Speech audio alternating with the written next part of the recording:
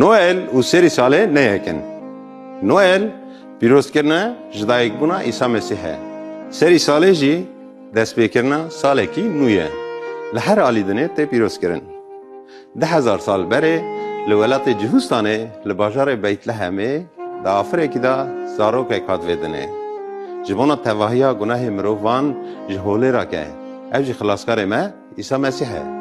Sedemek heye ku ew her du tên tevlevkirinê. Ev jî ji dayîkbûna Îsa Mesîh mîlatê qebûlkirinê. Ji xwe Noel 24 berfanbarê ji halî Mesîheyan ve tê pîrozkirin. Serî salê jî li tevahiya dinê tê pîrozkirinê. Lema jî Noel û serî salê neyekin.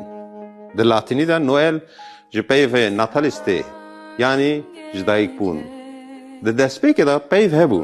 Peyv bi Xwedê re bû û peyv bi xwe Xwedê bû. Ew di destpêkê de bi Xwedê re bû. Her tişt bi wî afirî û bê wî qet tu tişt neafirî. Jiyan li wî de bû û jiyan ronahiya mirova bû.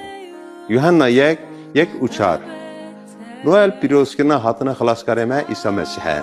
Serî salê jî dinê me 365 roj bi zivirandina dora rojê ye.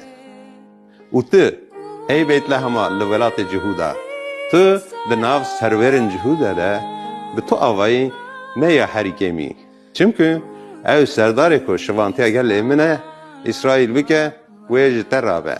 Meta didi û şeş. Bila silemetiya Îsa Mesîh li ser we be û her nava aştiya da bimînin. Noel ve pîroz be.